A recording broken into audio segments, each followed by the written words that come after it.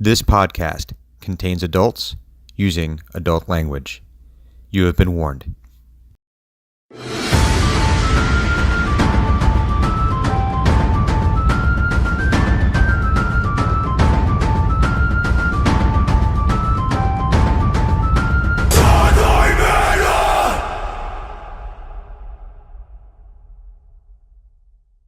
So that's when I said, that's a nice ski mask. Oh, wait, we're live. Yeah. Hello, and welcome back to Team Xenagog. Are we doing NPR voices again? Thank you very much for tuning into EatDrinkRoll, where we continue our Dungeons & Dragons adventure. We are all going to talk in our NPR voices for the rest of this session. Bring those mics in closer. Unfortunately, you folks can't speak in a proper NPR voice because I am the only one with an English accent. No, that would be the BBC voice. Actually, the BBC also has national public radio. Also, our local head of host here in Florida is English. I was talking about us five, dum-dum. Fine. Anywho, for those of you who are tuning back in for the first time, however that works, first of all, teach us time travel. Second of all, we were dealing with the fallout from the Meanlock attack, where Dren had, she basically repurposed one of the arms into a shield. Hugon bathed himself and then had some very, very nice whiskey. Quality and alcohol. Corbin and Thunuk had a very deep conversation regarding philosophy, religion. I hope that didn't bore anyone, by the way. No, not at all. I thought that was awesome. So, moving along. Oh, and right when we had gone to break, Ilyarana had shown back up with some other druids, and with them they had someone who appeared to be a member of the Watch, who seemed very gravely injured. And I looked at Thunuk and said, shall we? Okie dokie. And I'll let him go first since he's actually the cleric. Out of curiosity, how many other people in this area look like they're injured? Are there more? No, because the Meanlock attack was really Isolated. Isolated. It was a very isolated attack. So you guys were able to take care of the wizards and of Linan Swift. So yeah, you wouldn't have felt weird about not going around healing people because there really was nobody to heal. This was more of like a, hey, this thing happened. And it just really, it unsettles people. You know, it's like when you have something awful happen in a neighborhood, even though only one person, it might have happened to just the one person, the rest of the neighborhood can feel very, very unsettled. So it's sort of, that's sort of the feeling of the, of the town. I will actually be, I probably really need to do for this for level, with a first level slot, but I'll be using Cure Wounds. Okay. As a first level thing. Do I roll it? I don't roll for that, like a 20. That's just an attack. You just straight up D8. Yeah, you just do D8. Okay. Now, if this were like an undead that you were trying to heal, you would need to touch it and attack it. But yeah, I walk over to him and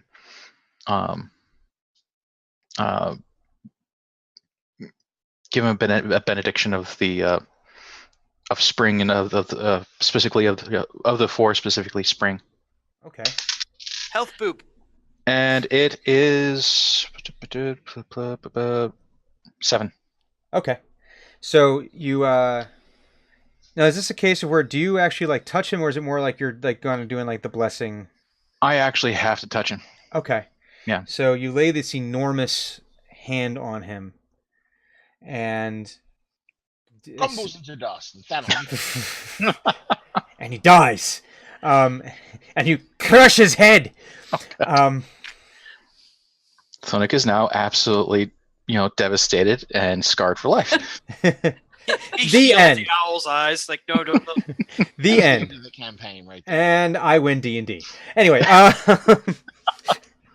no. So you place this enormous hand on him. His head just basically disappears under the size of your hand, and you say this small prayer, and this warmth comes out of your hand and goes through him, and he you can see it's like there's always like this shudder whenever someone gets healed, because it's got to be an odd feeling to go from being injured to being not injured relatively instantaneously, as bones knit and skin regrows and organs stop bleeding. What was once many pieces is now one again. Yes, exactly. So it's a very unsettling feeling. But he kind of, and he stands up and he's like looking around, and you can see he's got like this wild-eyed look, and he's just like, I'm like, whoa, you're safe in Pinedale. You're safe in Pinedale. And you hadn't realized, but his hand had gone to where his sword should have been. There is no sword there. But you could see he was like almost like as a reaction, like his hand was like grasping like down by his hip to draw, but there is no sword. His uniform, his clothes are still in tatters, because this is healing, not mending. But he's in bad shape, and one of the druids, a halfling, who's got like this long pipe, says,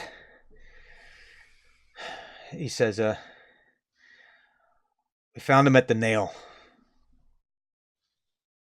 Looks like he'd been there for a few days. Now, for those who have looks of confusion on their faces, the nail was the cabin. Second one?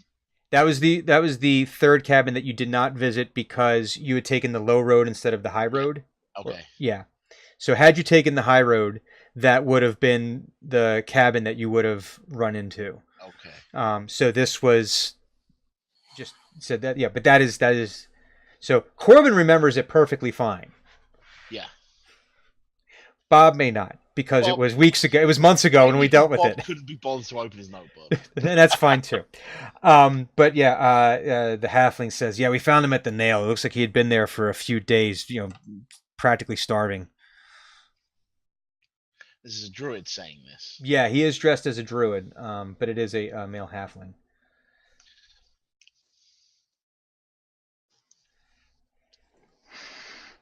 And one of the other elves, a female, says, well, they all kind of nod to you, Thunuk, and in Elvish kind of give like it's like almost like a reflexive greeting of greetings, tree brother. It seems to be like this is what the druids. You've met druids before, and this is not an uncommon greeting to Fearbold. Just what we needed, a druish princess. Funny, he doesn't look druish. And the other druid spits out a thing out of his mouth, and he goes, "It's Her Royal Highness's matched luggage." It's and he said, but the one, an elf, a female, and has her hair is actually. Almost like it looks like dreadlocks, almost kind of like tied back behind her head, and she says, they're all looking a little not injured, but worse for wear, like a little gaunt, a little tired, and she says, "We've been trying to chase down that gnoll pack for the last week. We just can't seem to make any ground on him. We had decided to stop really briefly at the nail, and that's where we found." That's where we had found Erebor.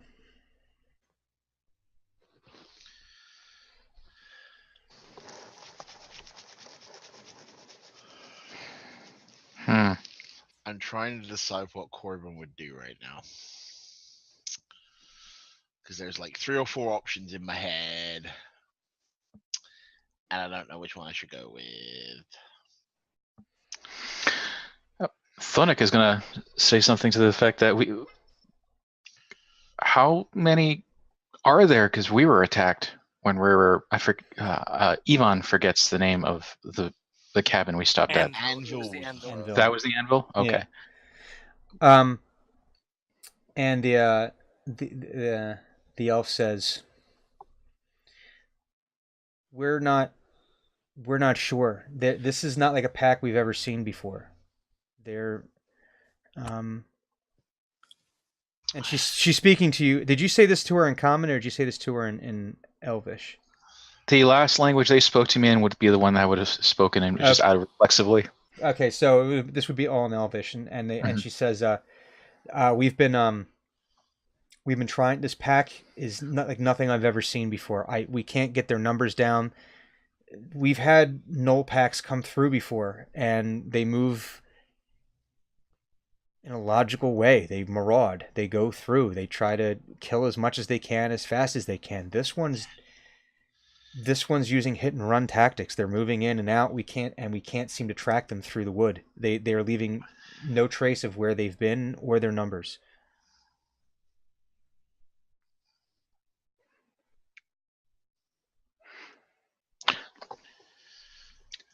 Thunuk's going to talk to the owl. Okay. How you feeling, little buddy? All rested?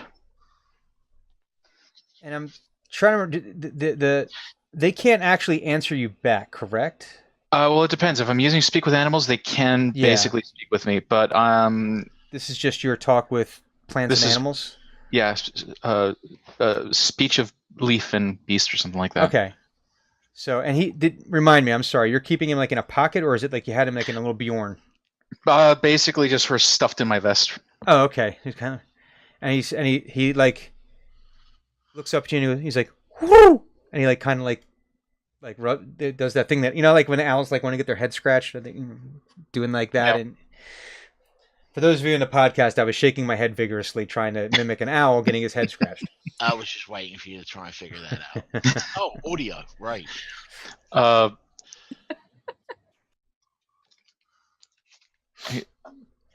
I need you to do me a favor. And he kind of like, you can feel his feet like stamp a little bit. Can you go and pass the word? We're looking for gnolls. They're like big, angry dogs on 2 feet. And he says, "Who?"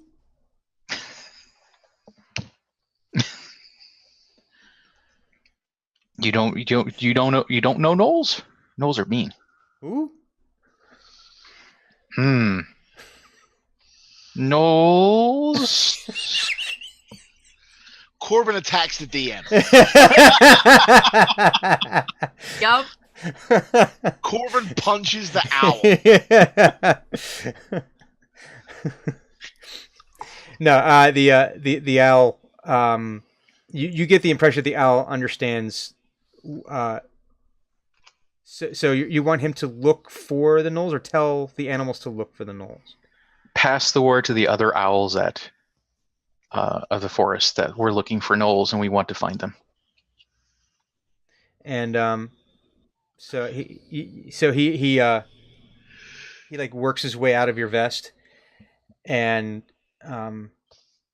like you can feel his claws kind of like not like dig into you, but he's trying to like get a purchase onto your clothes, and then he launches himself off and silently flies off into the night. Okay.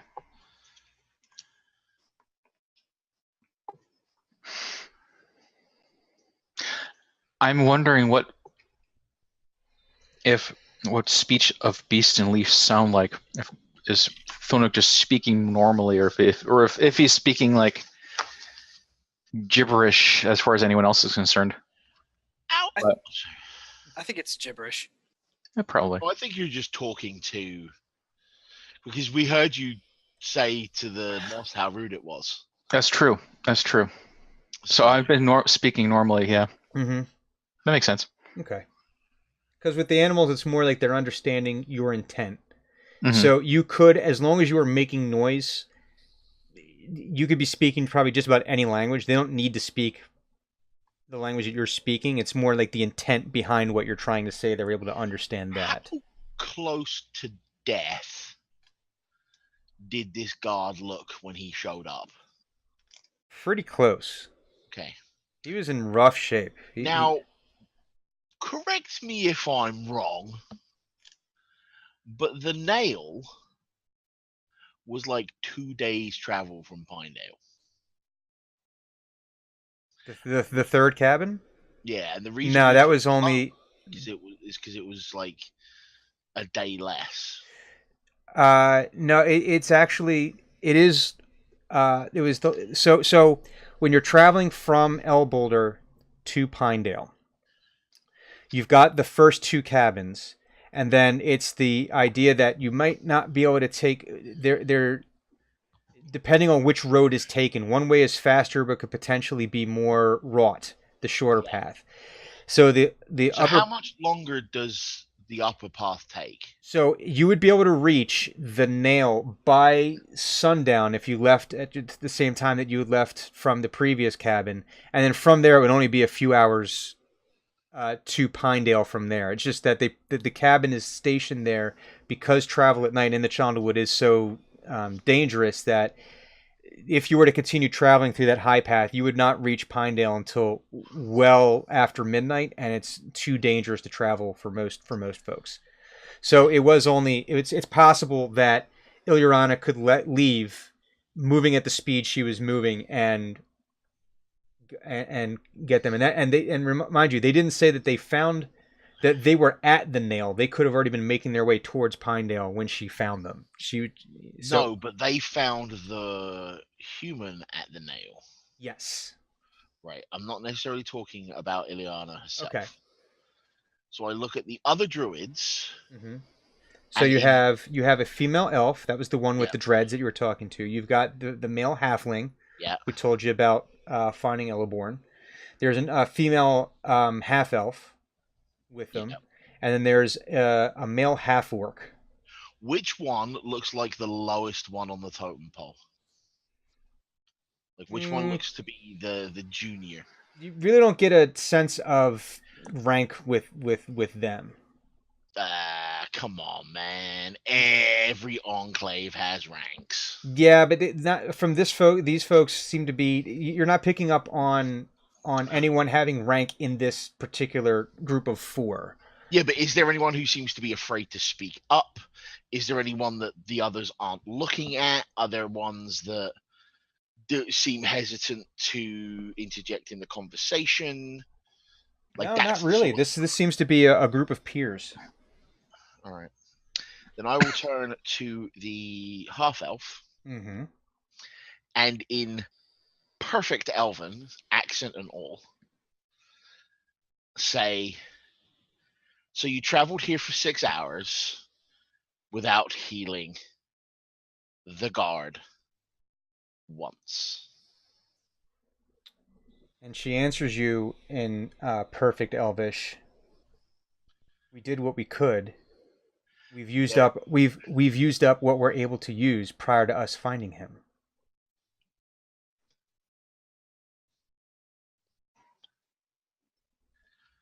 Huh. One tends to take injury when fighting gnolls.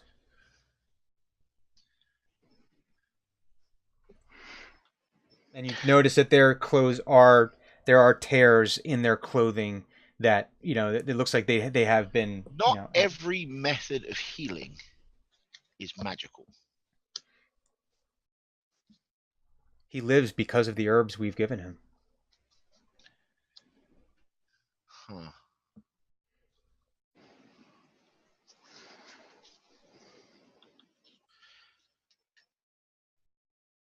So they probably stabilized him as best as they could with the materials that they had.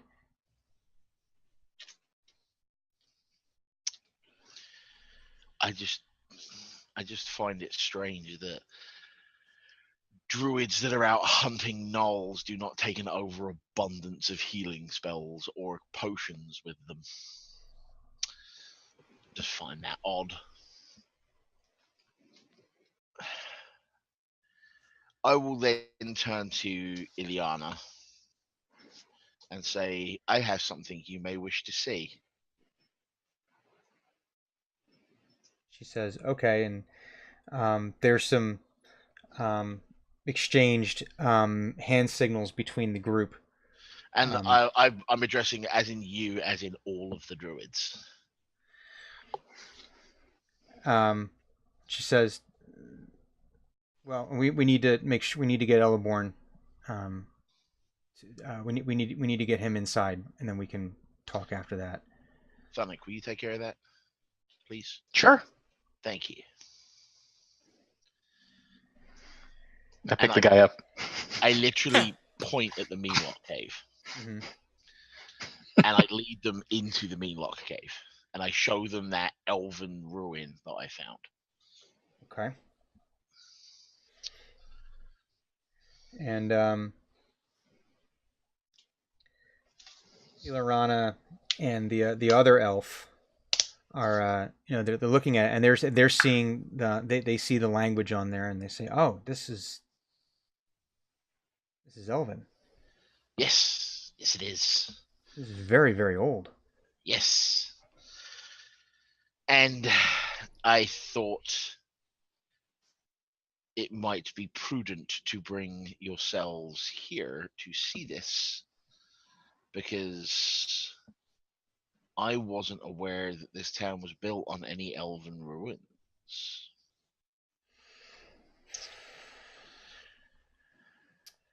And Ilarana says, I completely forgot his accent. I'm sorry.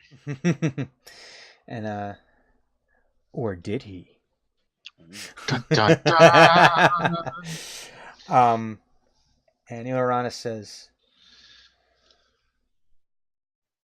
the Chondalwood is very, very old, and there's ruins here that have been forgotten, even to the oldest of memories and oldest of tomes and stories. Chondalwood existed before them, so it's entirely possible that that Pinedale was built on top of a ruin. I mean, without us seeing more, I don't know that we could identify what this was prior to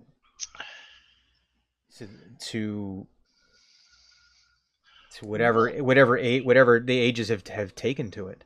What usually would attract a Meanlock hive? And she says, generally speaking, if there's more than one of them together. No, but like it transports around, right? Like yes, yeah, it's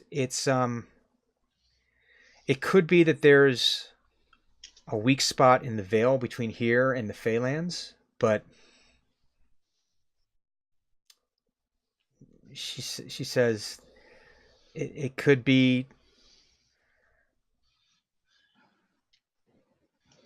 any number of things that could. Because I'm wondering if there's not something in this ruin that might have attracted them. And she's laying her hand on the rock, and you can see she's like deep in thought. And she says, maybe, but what I've found is that the Meanlocks are actually repelled by the works of the ancients. There's I don't know if it's a memory of their past life that just repels them, that they find repulsive, but this was in the middle of a hive. They aren't repulsed by a damn thing. I'm not picking up anything. I'm not. Without us knowing what's inside it, I wouldn't be able to say if this attracted them or if there were other means that could potentially have brought them here. What I'm trying to say is we've got a whole gnoll pack acting unlike gnolls. We've got Meanlocks tunneling under our feet. We've got druids and mages trying to meet for some kind of negotiation with the centaurs. Like, there's a whole lot of weird going on in this town right now. And it all seems to have started in the last, 2-3 days.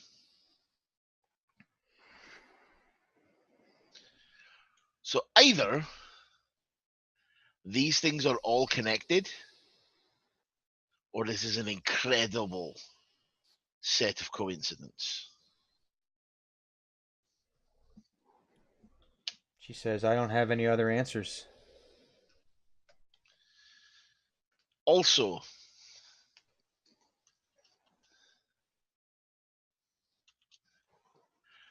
I was wondering, these gnolls, now that we're away from everybody else up top, what tactics have they been using? And the half orc says it's been hit and run. Sabotage, guerrilla tactics, that kind of thing. They show up, they attack a settlement, they'll attack, they attack and then they disappear into the forest. So they actually attack. Yes. They don't do guerrilla tactics. It's hit and run. It's in and out. They hit, they kill what they can, and then they disappear into the forest. And we tried tracking them. Well, that goes there. There goes that theory, then. Because last I heard, you'd all been framed for a incident in Elbalder. Ilirana says, yeah, I've brought them up to speed. I told them about what you told me, and they all say the same thing, and they're nodding along and saying, that was not the Emerald Enclave. That I was wondering if it was the gnolls trying to put you guys in a bad light. But ordinarily, I would say that that's not what a gnoll would do, but given the way that acting like normal gnolls. Given the way that given that they're not behaving the way that they usually do, I would have to say that I can't say that that's not a possibility. Well, I've made you aware of this, and he just indicates the ground at this point. And he's like, I will leave it to your discretion to decide what you would like to do with it. But at this point, I would like to be kept abreast of what was in it. You'll be glad to know we got the 2 representatives of Rex Subtilia out before they were mutated into meanlocks, which means that your negotiations can continue. Because that's good to hear. I'm glad they were not harmed. Well, they were harmed. Permanently. And with that, I will bid you a good evening. And he'll limp upstairs. And Thunuk, did you just take the what was your? So you picked up the watch, the guy from the watch, and having no idea where to actually take him, Thunuk just sort of assumes he's supposed to take him back to the inn. He's tossed him over his shoulder, and the first thing out of his mouth is, you see, the thing about forests is they're made of trees. It's a tricky thing about trees. Tricky buggers, these trees. Sometimes they agree with you, sometimes they don't, blah, blah, blah, blah, blah. I'm just sort of walking back. Really mean. We seem to have a lot of issues with the local foliage. the local fauna is just the local flora is just out of control. Pain in the ass. I love how every time Thunuk meets someone new, it's time to give them a lecture about what he knows, a treatise on trees, on potatoes. He's got opinions. Conversation was amazing. He's got serious opinions about things that just really nobody think about. Dude, the potato scouts will be strong. Strength. Everybody say the Spud oath. Oh, God.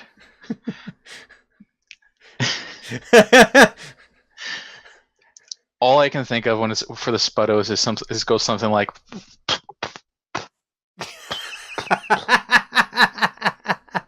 Because you have to say it in potato. Yeah. Or you've got to completely potato it. So so you bring him back. He's Rule about Potato Club. So he's pretty much passed out you bring him back to the inn and you set him down in a chair and he's out. He's exhausted. As I set him down in the chair, I'm like, and that's why you should never ever trust Holly Berry. Because they lie. They're filthy liar heads. We gotta get a handle on this, Flora. I love every second of this. So, and then are you gonna retire for the evening? Thunuk's actually gonna grab a bite to eat and then retire. Okay. Yeah. And so you're able to get some of the remaining. It seems like Sahara has kept a pot of stew on. There's more people that are coming in like later than usual, so she's been, offering up like this. There's still the glowing green. Potato. Stones. Granite rings. There's still some granite rings floating around. You can see literally. Yeah. Yep. But she has she's kept a pot of stew on the fire on the hearth a little bit longer than she usually would. People are coming in. There's people that are coming in from the mines that are hearing the story for the first time. There's a night shift that works there, and this is the first they're hearing of some of the things. So she's been keeping like this really nice beef and root stew on the fire. That seems just to get better the more that it sits there. It's one of those ones that the longer it stays there, it starts getting that crust on the top that actually is like making it a little bit better. Yeah. Yes. Oh, I know that one. Yeah. It's like almost getting to be like stew paella at this point. You're making me hungry. Because it's like whatever they have, it's one of those things where they just throw whatever there is in there, but it just seems to work the way that with the different local seasonings and everything. And you can see she's got like some dried herbs that you recall seeing something growing locally. That are like specific varietals of like. There's sage everywhere, but this is like probably like the Chondalwood like varietal of sage. So it's got its own different, properties, both for healing and eating. No, that would be the mushrooms, but only specific ones.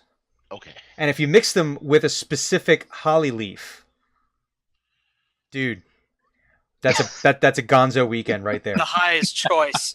It is. The low and the high just totally balance each other out. Yeah. So Fantastic it's like you have like the attention span, but with the mellow, right? But like without the paranoia. Two guys come through town on a wagon. The other one says, "The other one, we can't stop here. This is bad country." Looks at you and goes, "Don't mind my friend. He's just admiring the shape of your skull." So he. Yeah, so you grab yourself. Now, do you get like a Thunuk-sized bowl, or are you kind of like, do you have like your bowl, or are you getting like the normal, like? Oh yeah, no, a Thunuk-sized bowl, and he understands this is an uncouth thing to ask because it's a place where they serve food. But so under his breath, he asks if the mouse traps are occupied. And she says, I've been. When I find them, I've been putting them around back for you because I know that you want them for the owls. Thank you. So she's actually, putting them, and she says she's putting them into a box that way the cats won't get to them. Because otherwise, it's just it's an old country buffet for cats if you just leave them out, right? It's a golden corral practically. Everything you could ever want, just right there. But cat and alley. Not quite Cracker Barrel, but Hey, Cracker Barrel is good. Cracker Barrel's awesome. That's like what this stew is here. This is like Cracker Barrel stew, right? So Now, do you just like dip in, or do you actually ladle it? Because I'm imagining like almost like a normal like popcorn sized bowl for like me. This is like the Thunuk bowl, right? Probably, yeah, like a big mixing bowl type thing. Yeah, yeah. And for you, this is like a small portion. He will, actually, I think he would probably take what would look like a big bowl for anyone else, but it's really just like a cup, like a mug that he would drink coffee out of or something. And he dips that in there. He makes a couple of trips just to make sure everyone can get a little bit. Oh, okay. Well, that's nice. I really want to see Thunuk doing like a sausage eating contest. Because they wouldn't have hot dogs, but they would have like a chorizo. No. I see the look on your face. No. Crazy! I was trying to shut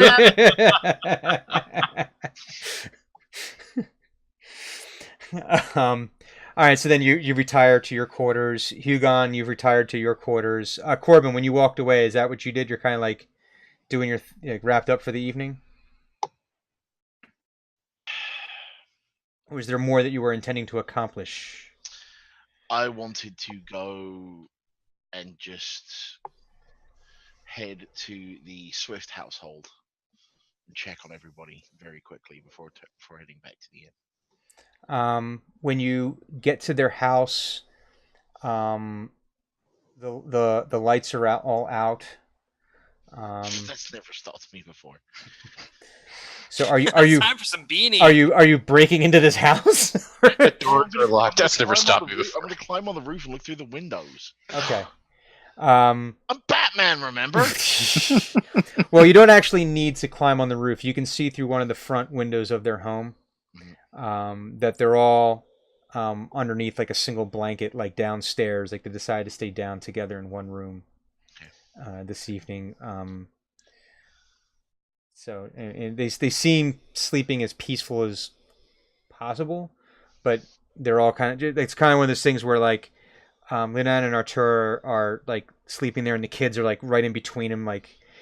Yeah. Maybe they might just be getting to the point where they're a hair too big to be doing it, but that doesn't seem to be stopping one. And the family cat is like curled up like on Linan's chest.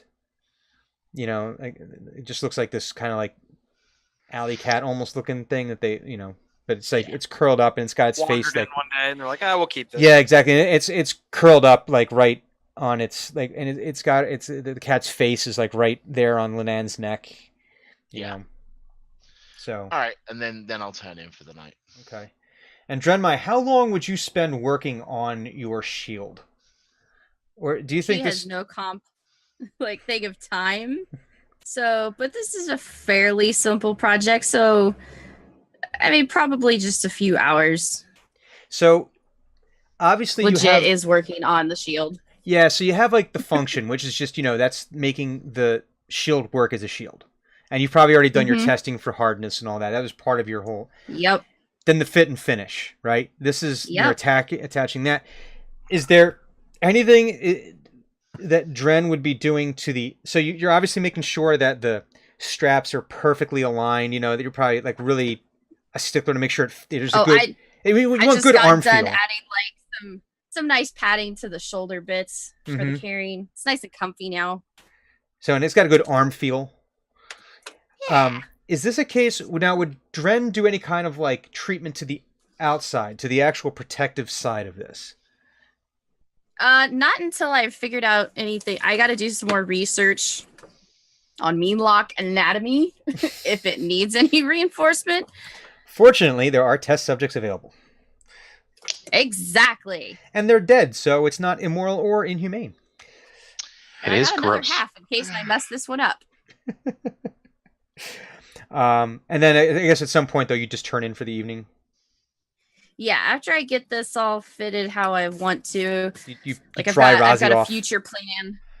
Yeah, I've got future plans for this just in case, because it's got that like little serrated edge that's on the things. I'm trying to figure out how to turn it into a weapon.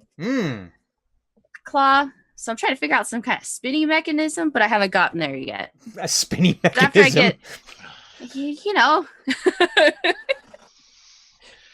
get, I've got plans for it. He wants to make a blade like out of crawl. Awesome. Oh, that'd be cool. God. So cool. after I get that bit, I'm sure Brazzy's passed out. I'll just pick him up, plop him into a towel, and take him upstairs. Mm-hmm.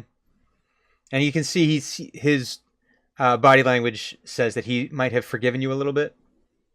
I hope so. You know, he playfully like nips at your fingers a little bit. All right, so everyone turns in for the evening. This would be, a long rest. Because why not a long rest? Why not a long rest? Why not a long rest? I think we've earned it. You have earned it. Yes. I will heal my no hit points. Yeah.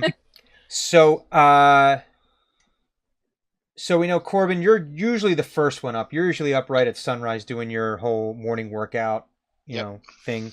What's everyone else's morning routine?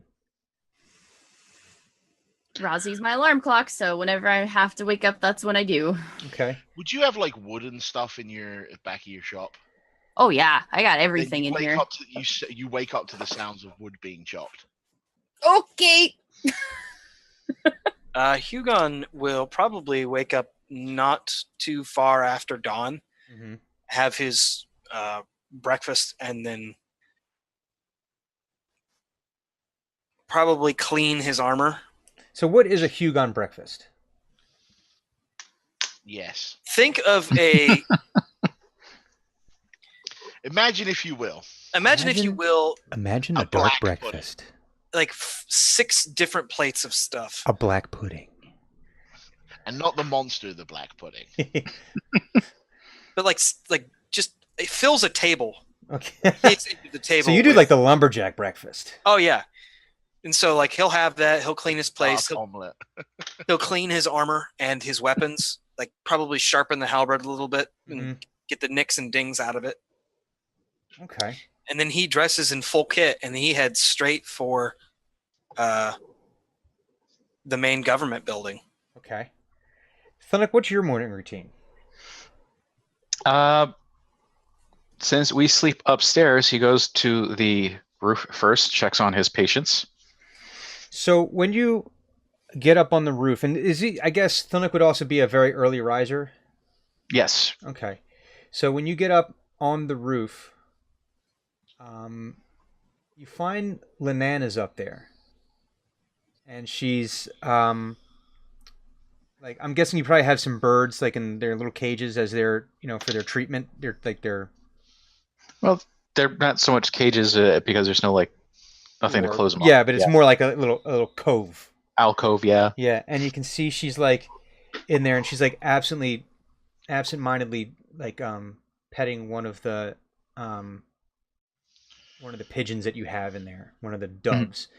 And she, jumps a little when you come up. She notices you come up because Thunuk is not a stealthy. As we found out, he's not a stealthy individual. So, she turns and she just looks at you and she goes back to the she goes back to petting she's doing kind of underneath the beak, and the dove is cooing softly, and she says, "It's quiet up here. I hope you don't mind." Too quiet. Boom. No, it's okay. They're as long as the patients aren't bothered. And the pigeon gives you a look like, "No, she's giving me pets. She scratched me right there, right where I can't get." I'm imagining you should be careful. That one has a skin condition. It's got eczema. Pigeon eczema. Mites. It has mites. And she just goes back to kind of just to with the birds, and just kind of seems like she's just enjoying the silence of it.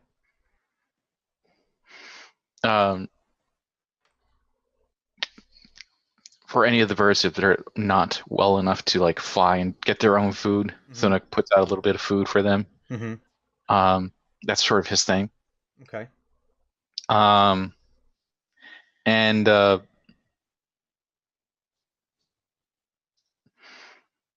stops at his little altar to the fore up there. Makes his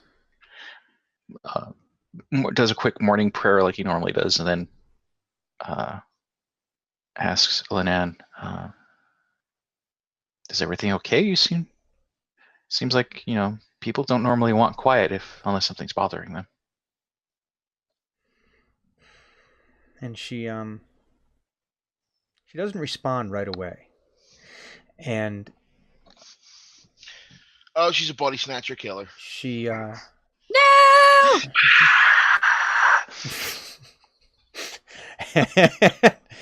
and she says, I don't know. I just know that it's quiet right here, and right now I just feel like I need quiet. She says, I'll leave if you want me to. I just didn't know where else to go.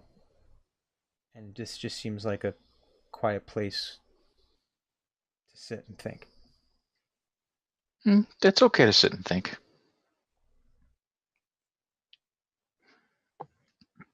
Go ahead. And she just nods and says, thank you.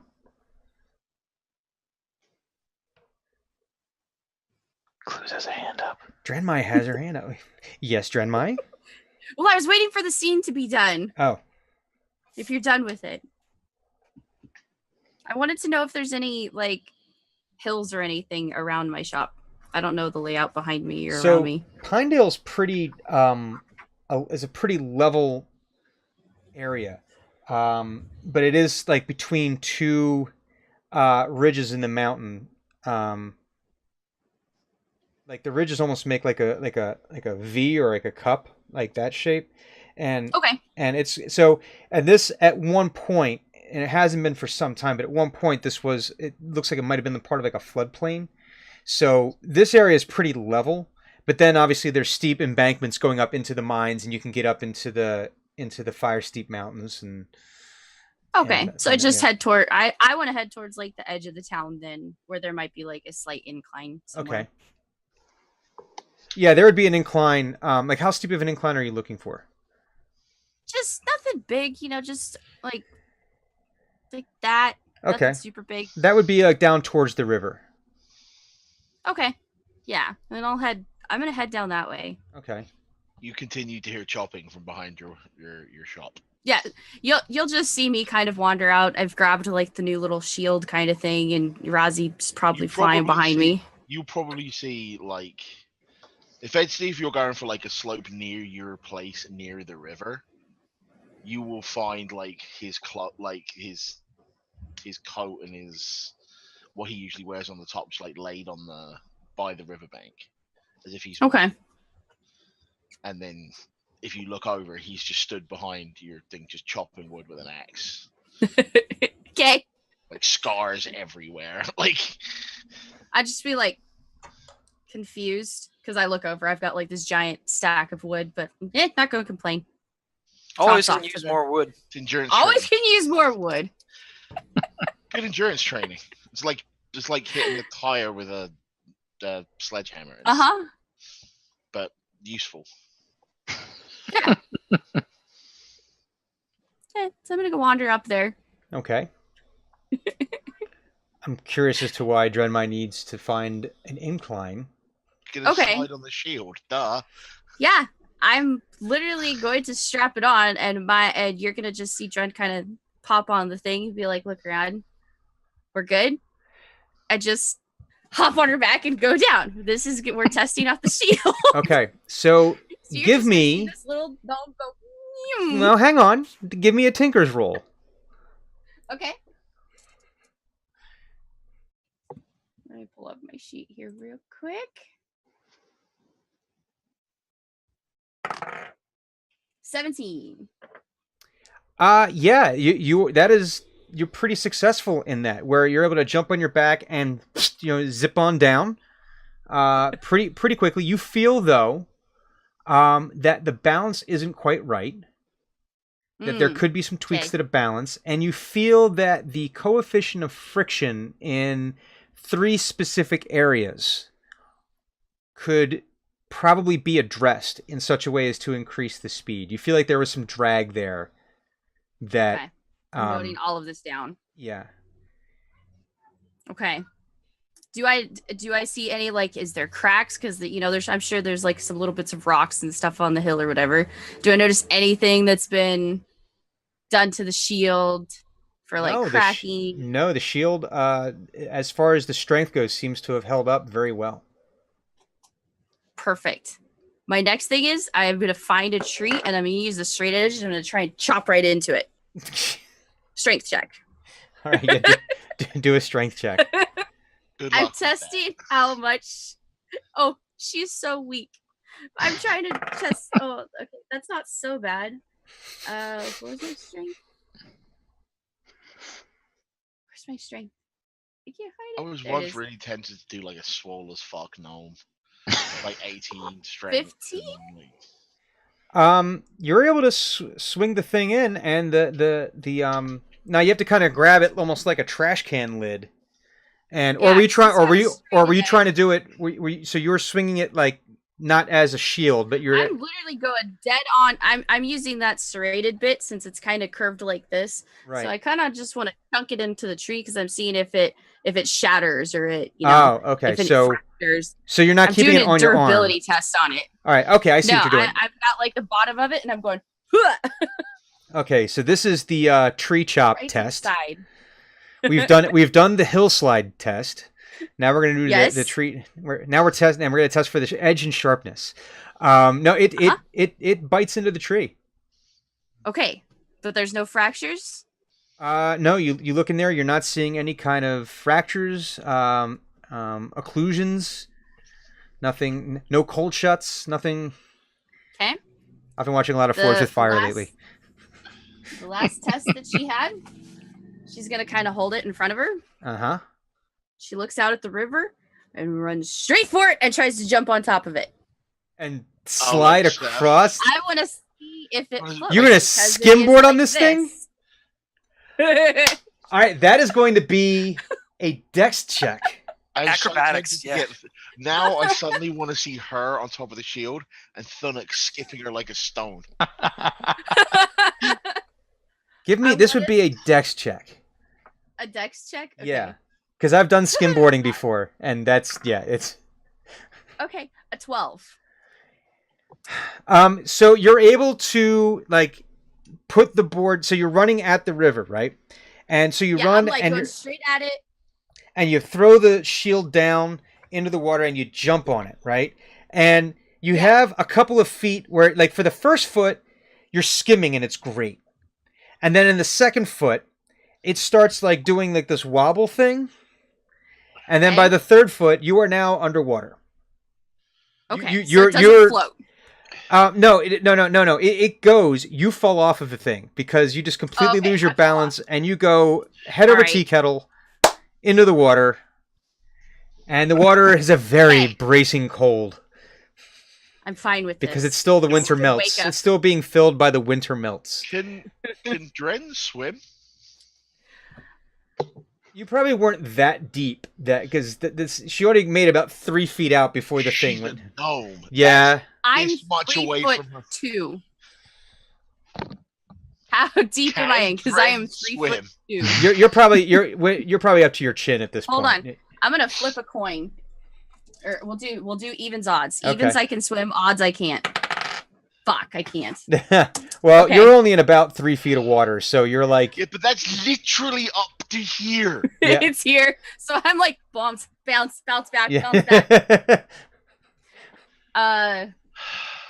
Dude, I'm gonna kind of jump back towards the shore so I don't drown. Yeah. You know that's not how drowning works, right? Well, if it's 3 feet, I can touch the ground. You'll be like... You'll be panicking a bit, wouldn't you? Well, I get the impression this isn't the first time. This is probably not the first time. I get the impression this is not the first time that Drenmai has jumped into the river. I didn't take that part into account. Like, this is the river test, obviously. Everything. This is the river test. Everything is the river test. I mean, I'm over 300 years old. I've done so much so, stuff. in fact, that there is a gate further down the river in case she comes off. I'm now writing it down in my notes that I can't swim. So once I kind of hop back-ish a bit, do I look out and do I see my shield floating out there at all? Yeah, the shield didn't go very far. It kind of like shot up and like landed again. So it's still, as long as the curve side is down, it's floating. Yeah. Okay, so it but floats. it's in So river, I'm gonna have going downstream. That's okay. This is why I have Rozzy. I'm gonna have Rozzy kind of go attached to it and bring it back my way. Okay. And then once he brings it back, those are my current 3 tests that I have for it, and then I'm gonna go address those bounds. Okay, so we have. I just want to make sure I'm gonna write this down. So we have the. Well, so what was the first one again? The first one was the hillslide test. I wanted the hill to see if it was balanced and if it can take like a beating, pretty much. Then we've got the strength test. It's the tree chop test, right? The tree. That's the tree chop. The durability test. Yeah, and then if I can boogie board on water. And then we have. That sounds like sort of like. I wonder. Not like an official test, more like just. I have a whim. I will now answer said whim. Okay. Okay. Yes, it passed your tests. Okay. So I'm going to walk back to my shop. Cold, wet, but pleased. So probably a big smile on my face, and just I'm going to kind of wander back into my shop to try and address those other issues. What time in the morning are we at the moment? Well, you woke me up. So what time do you get up? I'm guessing. I wouldn't say you were waken up by us as you woke up to. Okay, so it'd probably be more like 7, 8 o'clock for me then. Yeah. All right, so in the morning. As you're coming back, I will run over and dive in the river. Because I've gotten sweaty from doing all the chopping of the chopping of the wood, and then I'll wash myself off and dry myself off and get dressed, I guess. So Hugon, you were heading over to the keep? Yes. Okay. I want to have a conversation. All right. So you arrive, and the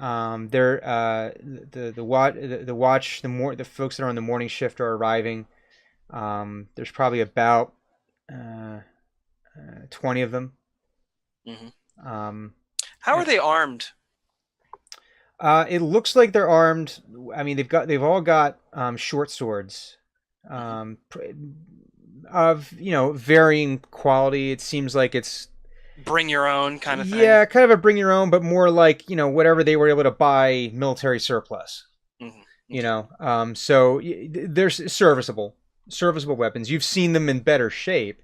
Some are keeping their swords better. Some that have like little rust marks on them, which you find completely unacceptable. Yeah, unacceptable. 100% not okay.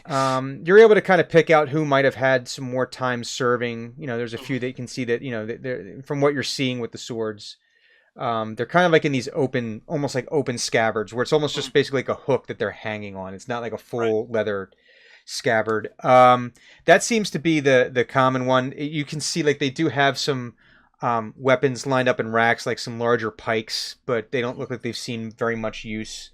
Not a lot of need for pikesmen or crowd control using those particular tactics. Right. And they're basically going through the what's the word I'm thinking of? The morning roll call, basically. Mm-hmm. Making sure everyone's shown up to work and everything. And any of them, everyone's sober? As far as you can tell, from this, as you're walking in, there's no one that's falling down drunk. Mm-hmm. Captain Case is looking like he might have only gotten a couple hours of sleep, but he not from drinking though. Just I think he was up late. This isn't like a hungover, tired look to his face. More like up all night doing his thing, getting a few hours of sleep, and coming back and now doing seeing the morning, overseeing the morning roll call. So he wraps up. He's basically giving out the assignments for the day, and dismisses them, and the watch then goes to they go off to their various assignments. Mm-hmm. Okay. When he finishes, I would like to either have him sort of come over and have a tete-a-tete in the to one side, or go to him. He says, Master Valander, how fare you this morning? Surprisingly good, all things considered.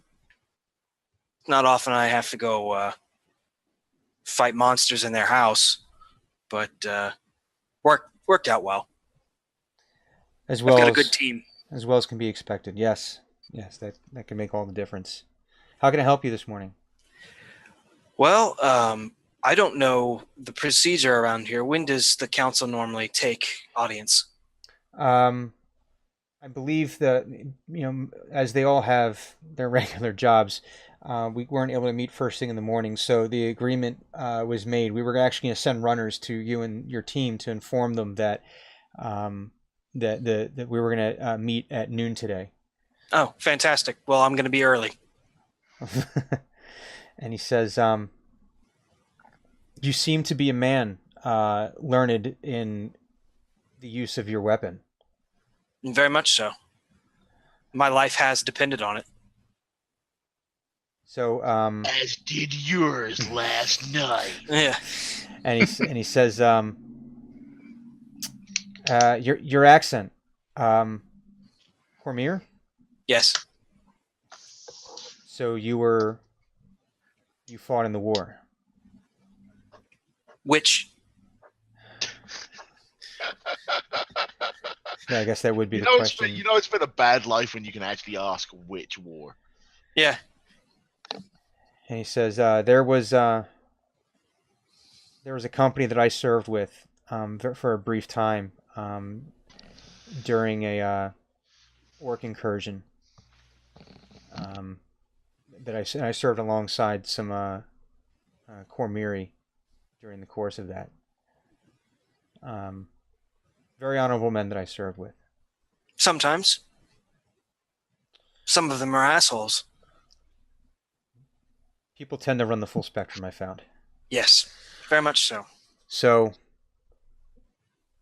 but I would wonder, obviously last night we were caught completely unawares, and I know that we're going to talk more specifically about last night and about those specific threats this afternoon with the council, with your team, with the Enclave, with all the others who are visiting. Because it seems like everyone might have something to bring to this conversation, but you seem to be the one that would be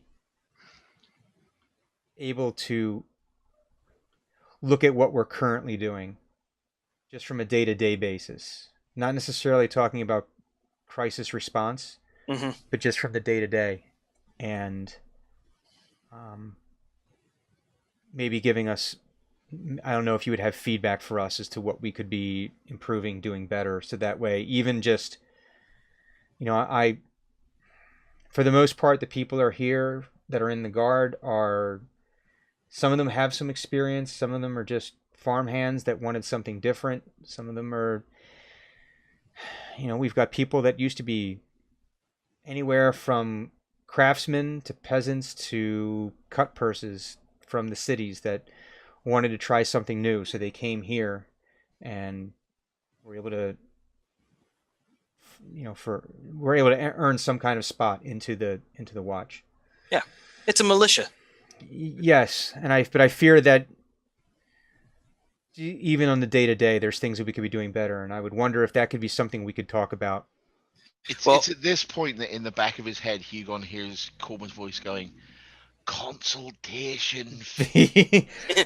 Billable hours. Well, I'm going to be upfront with you, Captain. There are some changes that I'm going to suggest. There's going to be some methods that I recommend, and I am going to ask the council for permission to set up a volunteer training yard that I will run in my free time. That would be... This will be a non-company enterprise. That would be very, very helpful. However, my intent may not be what happens.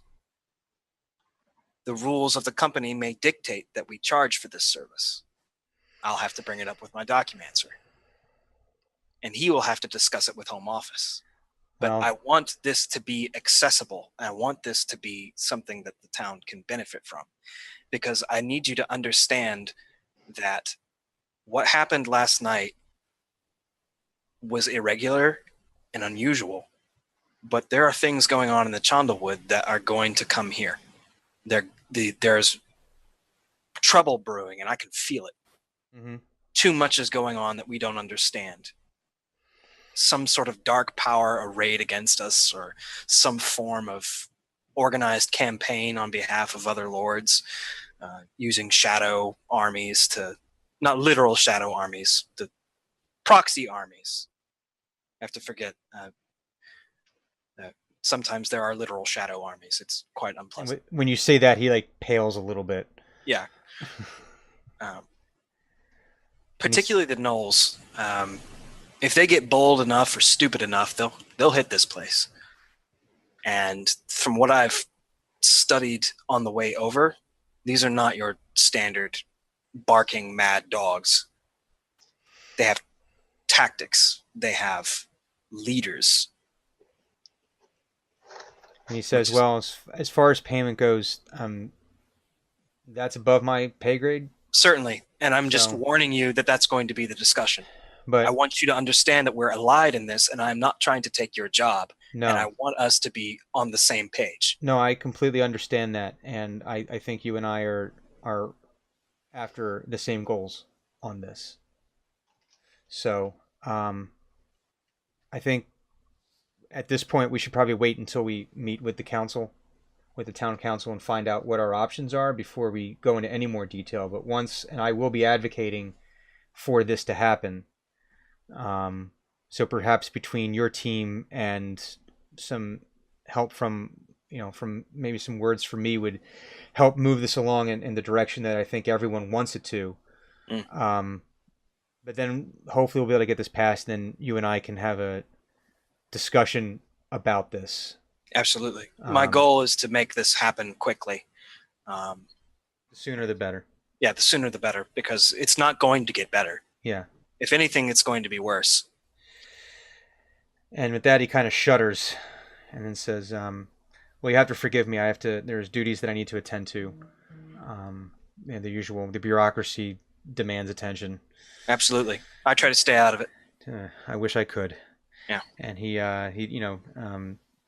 bids you adieu and heads into the keep where all the municipal offices are. Mm-hmm. So are you just going to hang out at the keep, or are you heading back? I'm going to hang out in the training yard. Okay. And just practice. Some technique. Okay, Yes. so you're sitting there and you're working on like your different. I'm going to practice with the halberd, and then I'm just going to go start picking up random weapons and practicing with those. And I'm going to keep doing that until I run out of weapons. Okay. And then I'm going to start with the halberd again. And then I'm doing it all over again. So you do your routine. You're going through all the different like parries and thrusts and slashes and movements and you see that there's people like from the parapets. Like some of the watches actually stopping and watching you, watching what you're doing. No, not acceptable. I shout at them to do their fucking jobs. Just say, get back to work. Get back to work. You're on watch. Yeah, you're on duty. You see some of the faces from the municipal offices are out there watching as you're doing this, and so you move around. You use your halberd, which when you go to use the other halberds, they're not quite as well balanced. They're trash. They're serviceable. I mean, they're serviceable, but you're so used to this one that you've spent time on that that you've actually probably had customized over the years with for sure. Added counterweight to make sure that you could get the movement that you want out of it. Weight taken out of the blade where it needs to be taken out, so you could get faster slashes with it. And then you move on to maybe like some quarterstaffs, and you're doing some work with that, and then swords and short swords, and you start to come back to the halberd. And as you do that,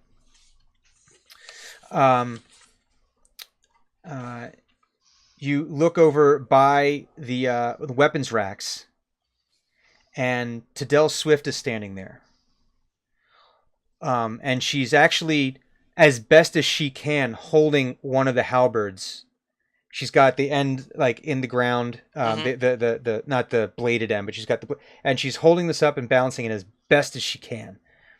And she's got a look of utter steely determination. Okay. In her eye. Hugon will walk over there and because I'm imagining he towers above this small child. Yeah, she's probably about half your height. Child, I was being like, isn't the Swift woman on top of? No. This is the daughter. I'm doing the math now. He'll tap the top of the blade and try to send it. Yeah, and it teeters, and she quick tries to grab it, and she just looks at you, and she again she's looking up at you with this utter determination in her eyes, and she just looks at you and she says, "Master Hugon, I'm ready." And that is where we will end our game this week. Oh. I love that you're Master Hugon now, though. That's so cute. I'm waiting for you're not ready because you've got to do a lot before you yeah. So thank you everyone very much for tuning into the game this week. To all of our new followers, to the folks who shared bits with us, thank you very much. We will be back with for those that listen on the podcast. Yes, and for the folks who listen on the podcast. We have just added 2 more distribution sources for the podcast. I just got the email the other day. So you can get us through Google Podcasts now. Oh, wow. So that's kind of a cool thing. And as always, you can catch us on the VOD on Twitch. You can also catch us on YouTubes. On the YouTubes, where we have all the old stuff. On the YouTubes, where we have all of our videos on there. From the Team X games to we have the pilot for the Snow Coast Chronicles. We have late to the game. Get around to releasing more information on soon. I'm sure that I didn't know that it's. Is it July? Oh shit! It is July. It is July today. So, to everyone who tuned in, thank you very much for giving your time to us, and we will be back with an. Oh, okay, Bob's back. Okay. I do just want to say thank you to Tired is a Lifestyle for the 5 bits. Who says yes? You take the high road, now take the low road. Now get Pinedale before yeah. So, and we'll be back next Sunday at 4 p.m. Eastern with an all-new episode of Team X. Yay!